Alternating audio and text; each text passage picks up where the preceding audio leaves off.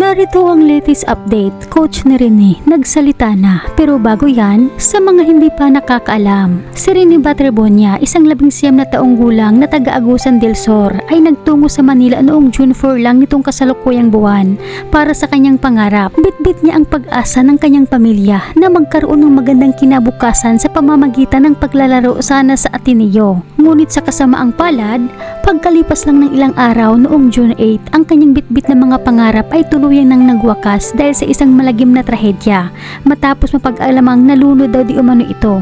Subalit maraming netizens ang nagduda na may lihim di umano sa likod ng pagkamatay ni Rene at ang kasama nitong si Divine Adili. Matapos ang matinding trahedya, nag-viral ang huling mensahe ni Rene sa kanyang ina. Nagpaalam siya na mawawalan siya ng signal o cellphone dahil sa training sa Baler sa Aurora. Ang akala ng kanyang ina, normal lang na basketball training lang ang pupuntahan ng anak. Hindi niya alam na parang military training na pala ang kakaharapin nito sa dagat.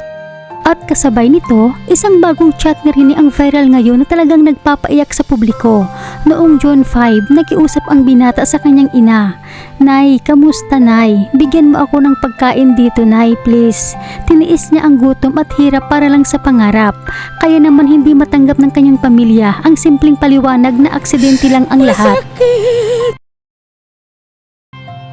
Nakita kasi ang katawan ni Rene na may mga bakas na tila mga pasa. Ito'y ayon mismo sa natuklasan ng kanyang ina. At ang masakit pa, nang makita ng pamilya si Rene sa morgue, hindi man lang daw ito binihisan.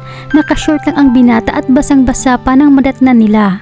Ang ganitong kawalan ng respeto sa labi ng kanyang anak ang lalong nagpadurog sa puso ng isang ina na ngayon ay labis na nagdurusa. Ang anak niyang iniingatan ng buong puso ay namatay lang dahil sa kapabayaan. Habang patuloy na umiiyak ang pamilya para sa katarungan, nagsalita ngayon ang coach ni Rene na kinilalang si Tab Baldwin upang manghingi ng tawad sa nangyaring trahedya. Inako nito ang kanyang pagkakamali bilang pinuno. As a coach, I'm entrusted by you, the parents and the families, with first and foremost their well-being. And in this, I feel I failed. And I'm sorry. To the depth of my being, I'm sorry. At that moment, I felt I had failed. I failed as a leader. I felt I had failed as a coach. I certainly felt like I had failed as a friend to Divine and Rene. Inamin niyang nabigo siya bilang pinuno, subalit marami ang hindi kumbinsido dahil sa kapabayaang naganap. And I pray that we all find some pathway forward. Hindi na mabubuhay ng salita at ng sorry ang pangarap ni Rene at ni Divine. Kung naayos at napagplanuhan lang sana ng tama ang lahat, walang trahedyang mangyayari ngayon. At ayon sa mga netizens, hindi na maibabalik ang buhay ni Rene at Divine kahit ilang beses pa silang magmamakaawa o humingi ng kapatawaran. Kaya sa huli, ang tanging hiling na lamang ng marami ay lumabas ang katotohanan at magkaroon ng malinaw na hustisya para sa dalawang kabataang nawalan ng pagkakataong tuparin ang kanilang mga pangarap. At kung kayo ang tatanungin kabayan, sapat ba ang kanyang paghingi ng tawad matapos ang lahat ng narinig nating detalye?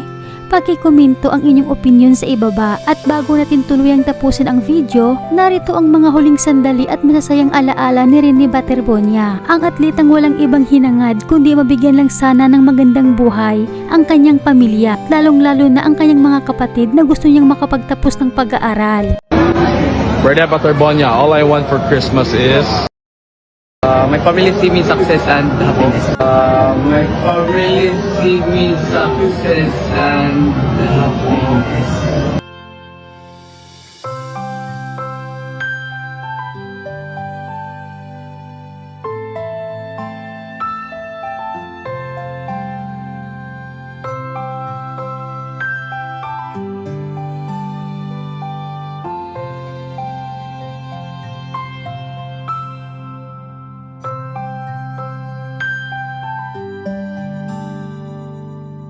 Hey Rene, kamusta MVP? So Rene, yun, bali, syempre, at least 3 to 4 months lang tayo nasa high school, nasa Ateneo Davao. So, anong mga goals mo for, syempre, graduation, at the same time, sa basketball, anong mga goals mo sa 3 to 5 months na yun? Siyempre, i-improve yung mga weakness ko. Tsaka yung siyempre magbalanse ng pag-aaral ko din. Tapos disiplina sa sarili. Ayun, no? So, Rene, ano ba, after itong NBTC, ano pang next tournament natin? Yung Dabra. Ayun. Bravo. So, ang goal mo is, syempre, mag-champion tayo sa Champion sa Dabra, Dabra. di ba?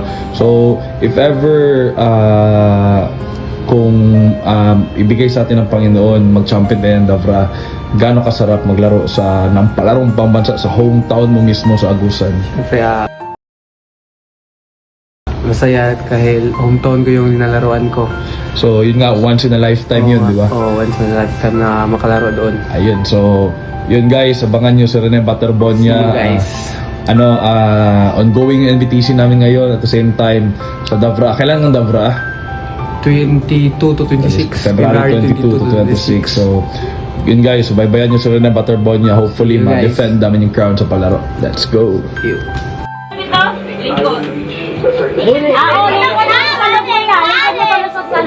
Sit down mo sa salog tulo, Kuya Bian. Down mo sa salog. Dini na inuwi ha, dini na inuwi. Wa nang kuya. Sa kamay kuwang. Ang duha ka kuan. Si Bian. Awan na. Kiki og si Ben. Si Bin. Ang pardo si Ben.